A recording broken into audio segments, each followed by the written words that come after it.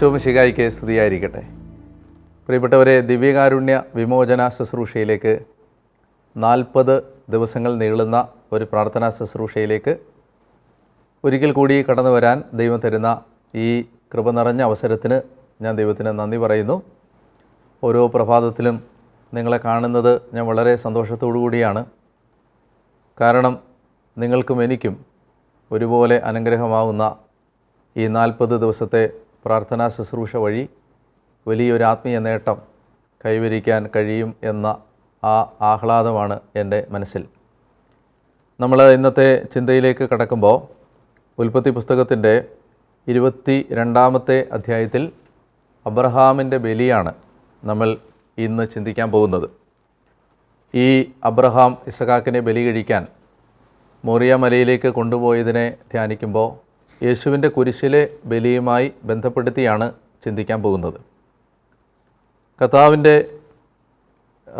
കുരിശിലെ ബലിയും പരിശുദ്ധ കുർബാനയുമായി ബന്ധപ്പെടുത്തി ഈ ഉൽപ്പത്തി 22-നെ നമുക്കൊന്ന് കാണാനായിട്ട് ശ്രമിക്കാം.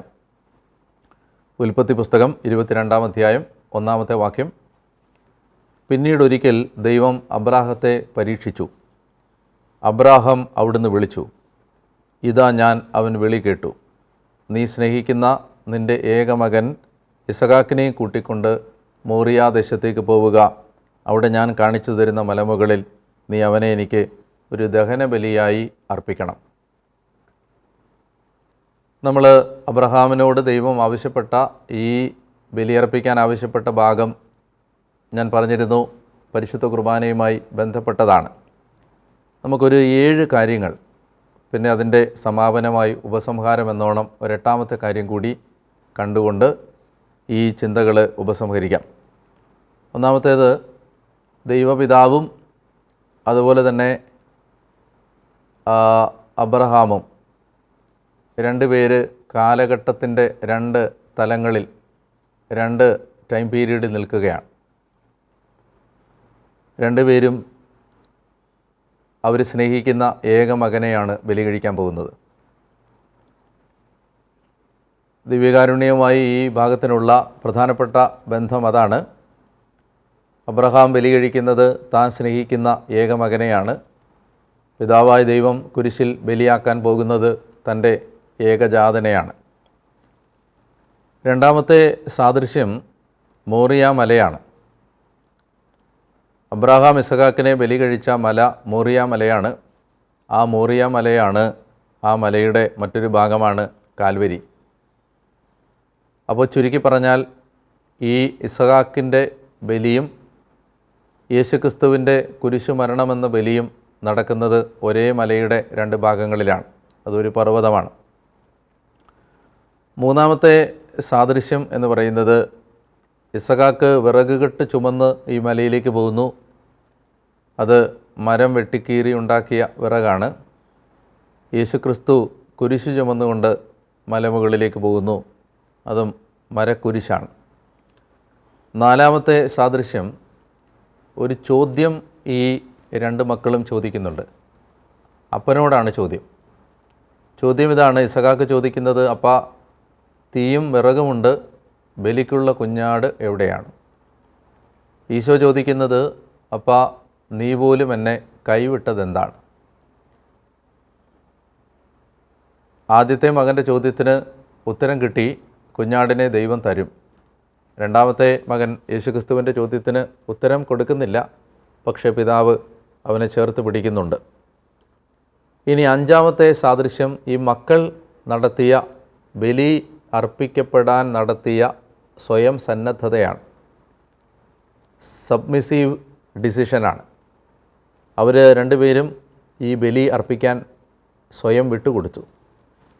ഇസഹാക്ക് ബൈബിൾ പണ്ഡിതന്മാരുടെ അഭിപ്രായപ്രകാരം ഈ ബലി നടക്കുന്ന സമയത്ത് തീരെ ചെറിയ ഒരു കുട്ടിയല്ല, ഒരൊത്ത ചെറുപ്പക്കാരനാണ്. അപ്പോൾ ഈ കുട്ടി, ബാലൻ എന്നൊക്കെയുള്ള പരാമർശങ്ങൾ നമ്മൾ അക്ഷരാർത്ഥത്തിൽ എടുക്കേണ്ടതല്ല. അപ്പോൾ ഇവന് കൗമാരം കഴിയുന്ന യൗവനത്തിലേക്ക് പ്രവേശിക്കുന്ന ഈ ചെറുപ്പക്കാരൻ അവനെ പ്രായമായ വൃദ്ധനായ അബ്രഹാമിന് നിർബന്ധിച്ച് ഈ വിറക് കെട്ടിന്മേൽ കിടത്താൻ പറ്റില്ല, ബലം പ്രയോഗിച്ചും പറ്റില്ല. അവനതിന് കീഴടങ്ങണം.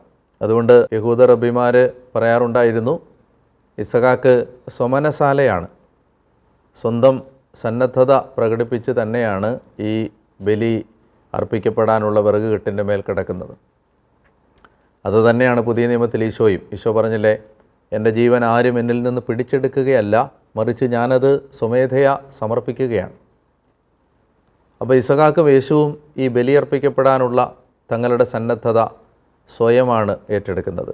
അതാണ് അവർ തമ്മിലുള്ള നമ്മൾ കാണുന്ന ഈ താരതമ്യത്തിലെ ഒരു പ്രധാനപ്പെട്ട തലം. അത് 5-ാമത്തേതാണ്.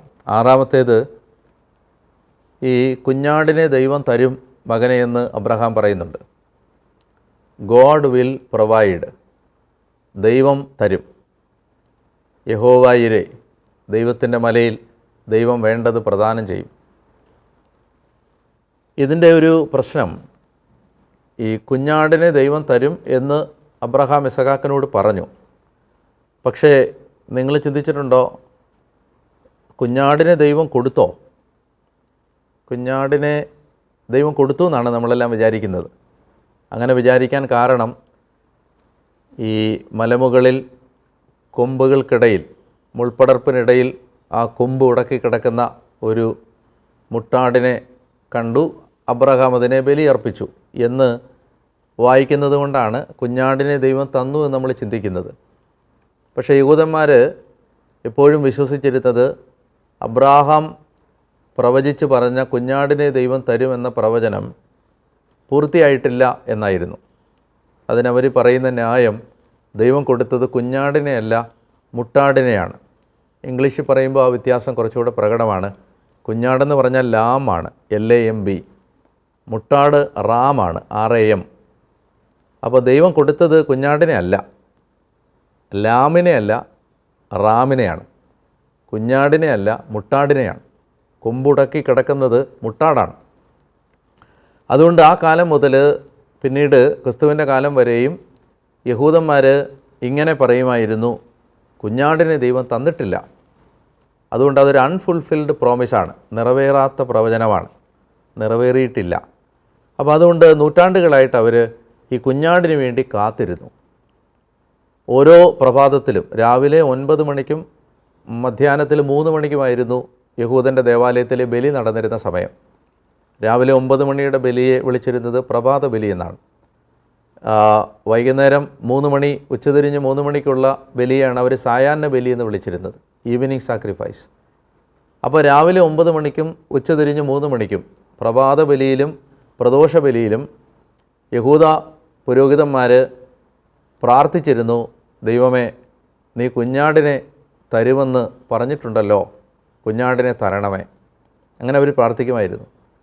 ഈ പശ്ചാത്തലത്തിൽ വേണം നമ്മൾ സ്നാപക യോഹന്നാൻ യേശുവിനെ ചൂണ്ടിക്കാണിച്ചുകൊണ്ട് പറയുന്ന ആ പ്രസിദ്ധമായ പ്രസ്താവനയെ മനസ്സിലാക്കാൻ.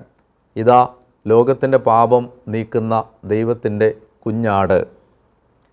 അപ്പോൾ ക്രിസ്തു വരുന്നത് വരെയും അബ്രഹാം പറഞ്ഞ ഈ പ്രവചനം പൂർത്തീകരിക്കപ്പെട്ടിട്ടില്ല. അപ്പോൾ അതാണ് നമ്മൾ ഇവിടെ കാണുന്ന 6-ാമത്തെ കാര്യം. കുഞ്ഞാടിനെ ദൈവം തരും എന്ന് അബ്രഹാം പറഞ്ഞ പ്രവചനം യഥാർത്ഥത്തിൽ കംപ്ലീറ്റ് ആവുന്നത് യേശുക്രിസ്തു എന്ന ദൈവത്തിൻ്റെ കുഞ്ഞാട് വരുമ്പോൾ മാത്രമാണ്.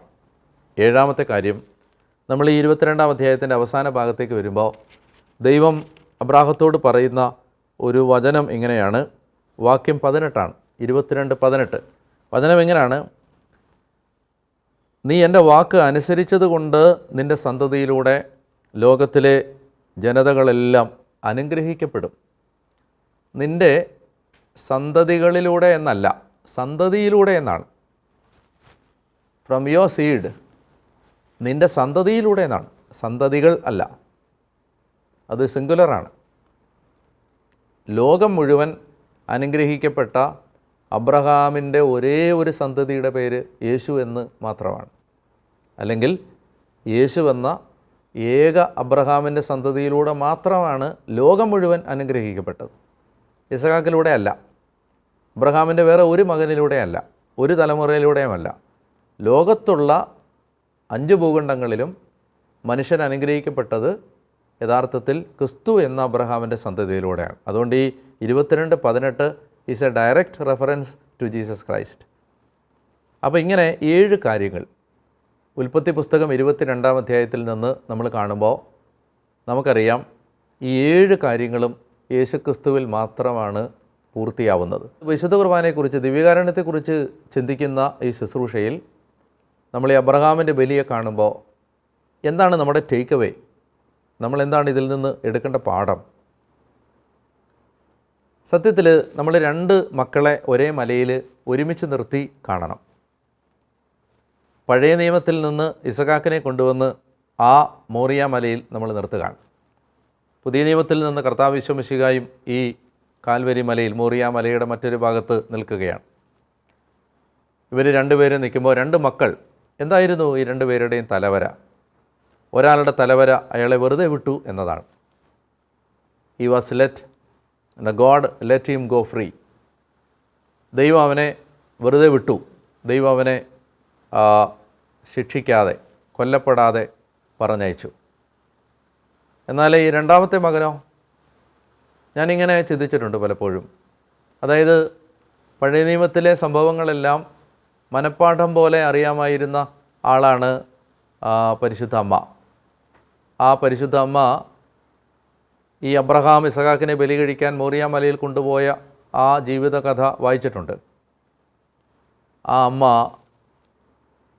കാൽവരിയുടെ നെറുകയിൽ കുരിശിലേക്ക് മകനെ ഇങ്ങനെ ചേർത്ത് വെച്ച് പട്ടാളക്കാർ ആണി വെച്ച് ആണി അടിക്കുമ്പോൾ ആ അമ്മ മനസ്സിൻ്റെ കണ്ണാടിയിൽ ഒരു ചിത്രം കണ്ടിട്ടുണ്ടാവും. ആ ചിത്രം ഇതാണ്. പണ്ട് ഇതേ മലയിൽ അബ്രഹാം എന്ന മറ്റൊരപ്പൻ തൻ്റെ മകനെയും കൊണ്ട് ഇങ്ങനെ കത്തി ഉയർത്തുന്ന ആ നിമിഷാർദ്ധത്തിൻ്റെ നൊടിനാഴിക നേരത്തിനുള്ളിൽ മകനെ കൊല്ലരുതെന്ന് പറഞ്ഞ് ഒരു ദൈവസ്വരം മുഴങ്ങിക്കേട്ടത് ഈ അന്തരീക്ഷത്തിലാണ്. കണ്ണുപൂട്ടി ആ അമ്മ ഹൃദയം ഏകാഗ്രമാക്കി 1000 തവണ പ്രാർത്ഥിച്ചിട്ടുണ്ടാവും, ദൈവമേ ആ സ്വരം ഒരിക്കൽ കൂടി ഇവിടെ മുഴങ്ങണമേ, മകൻ്റെ കയ്യിൽ ആണി അടിക്കരുത്. പക്ഷേ ആ അമ്മയുടെ മുഴുവൻ പ്രാർത്ഥനകളെയും വിഫലമാക്കിക്കൊണ്ട് പട്ടാളക്കാരൻ്റെ കയ്യിലെ ചുറ്റിക ഉയർന്നു താണു. യേശുവിൻ്റെ കയ്യിൽ ആണി അടിക്കപ്പെട്ടു. അവൻ്റെ കയ്യിലൂടെ ഈ രുധിരച്ചാല്, ചോരച്ചാല് ഒഴുകി. അപ്പോൾ എന്താണ് ഈ 2ാമത്തെ മകൻ്റെ തലവര? ആ 2ാമത്തെ മകൻ അവനെ വെറുതെ വിട്ടില്ല. ഒരാൾ വെറുതെ വിടപ്പെടുന്നു, മറ്റേയാൾ ശിക്ഷ ഏറ്റുവാങ്ങുന്നു. ഒരാൾ സ്വതന്ത്രനാവുന്നു, മറ്റേയാൾ കൊല്ലപ്പെടുന്നു. വിശുദ്ധ കുർബാന നമ്മൾ മനസ്സിലാക്കുമ്പോൾ നമ്മൾ കാണേണ്ട ഏറ്റവും പ്രധാനപ്പെട്ട ചിന്ത എന്താണെന്നറിയാമോ? This is substitutionary sacrifice.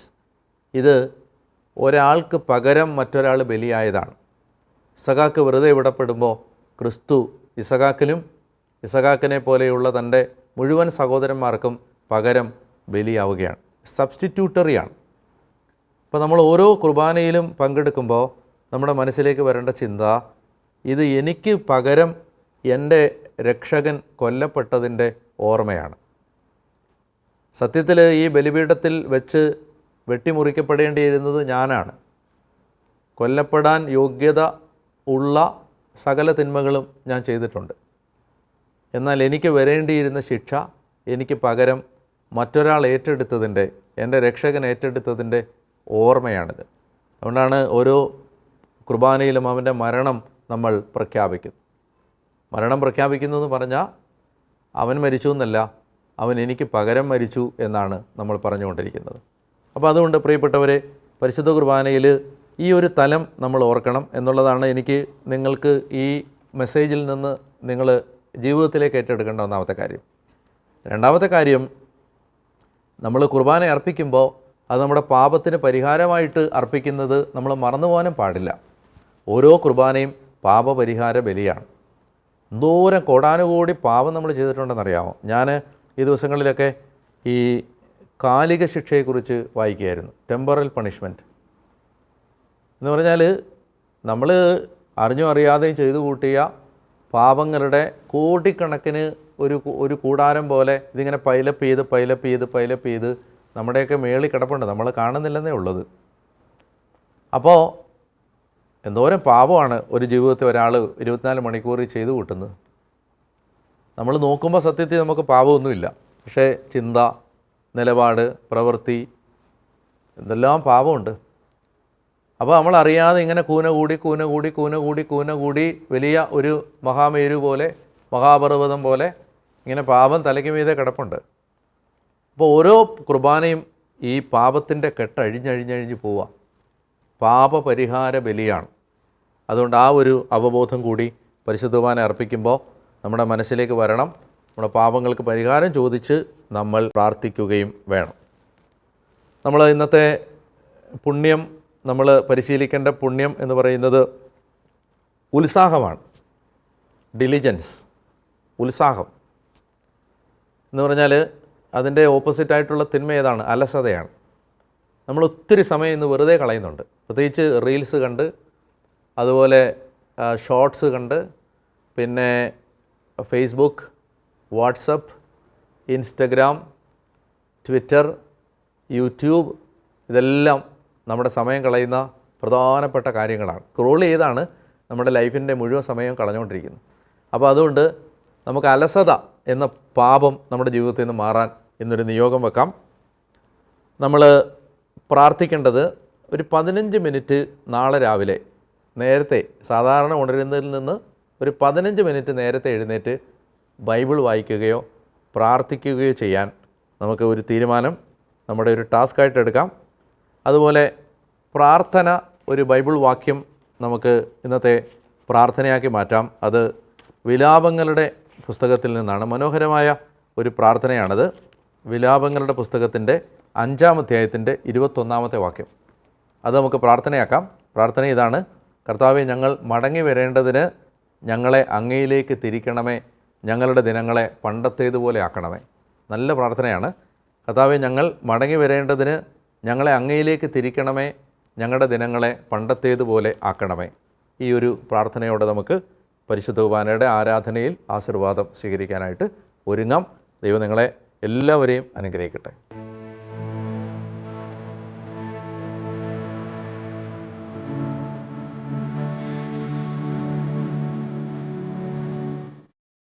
ദൈവമായ കർത്താവേ, ഞങ്ങളുടെ കർത്താവ് ഞങ്ങൾക്ക് വേണ്ടിയാണ് കുരിശിൽ മരിച്ചത്.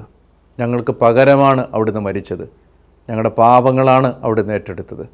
ദൈവമേ, ഓരോ ബലിയിലും ഞങ്ങളുടെ പാപങ്ങൾക്ക് പരിഹാരം ചോദിക്കാനും പാപങ്ങളെക്കുറിച്ച് അനുതപിക്കാനും വേണ്ട കൃപ തന്ന് ഞങ്ങളെ സഹായിക്കണം എന്ന് പ്രാർത്ഥിക്കുന്നു. ഈ ആശീർവാദം ഞങ്ങൾ സ്വീകരിക്കുമ്പോൾ കർത്താവേ, ഞങ്ങളുടെ കുടുംബങ്ങളിൽ നിന്ന് പാപം കൊണ്ടുവന്ന എല്ലാ തകർച്ചകളും എടുത്തു മാറ്റപ്പെടണമേ. കർത്താവേ, പാപത്തിൻ്റെ അനന്തരഫലങ്ങൾ, പാപം കൊണ്ടുവന്ന എല്ലാ തകർച്ചകളും ദോഷങ്ങളും ശാപങ്ങളും ബന്ധനങ്ങളും കർത്താവെ നീ എടുത്തു മാറ്റി അനുഗ്രഹിക്കണമെന്ന് കർത്താവെ ഞങ്ങൾ പ്രാർത്ഥിക്കുന്നു. നമുക്ക് ഈശോയുടെ ആശീർവാദം സ്വീകരിക്കാം.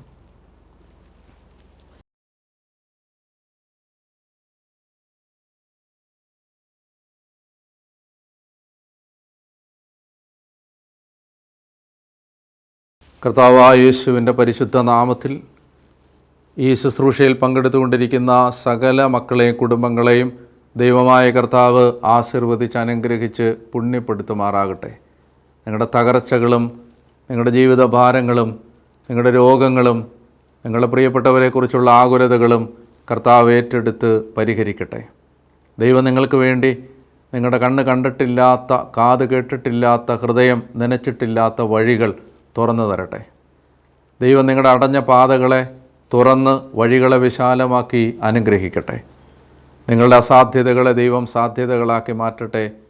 നിങ്ങളുടെ ജീവിതത്തിലെ എല്ലാ അടഞ്ഞ അധ്യായങ്ങളും അവിടുന്ന് തുറന്ന് അനുഗ്രഹത്തിൻ്റെ വഴികൾ തുറന്ന് നിങ്ങളെ അനുഗ്രഹിക്കട്ടെ. യേശുവിൻ്റെ വിലയേറിയ ശരീരത്തിൻ്റെ യോഗ്യതകളാൽ തന്നെ. ആമേൻ. പരിശുദ്ധ പരമ ദിവ്യകാരുണ്യ ഈശോയ്ക്ക് എന്നേരവും ആരാധനയും സ്തുതിയും പുകഴ്ചയും ഉണ്ടായിരിക്കട്ടെ.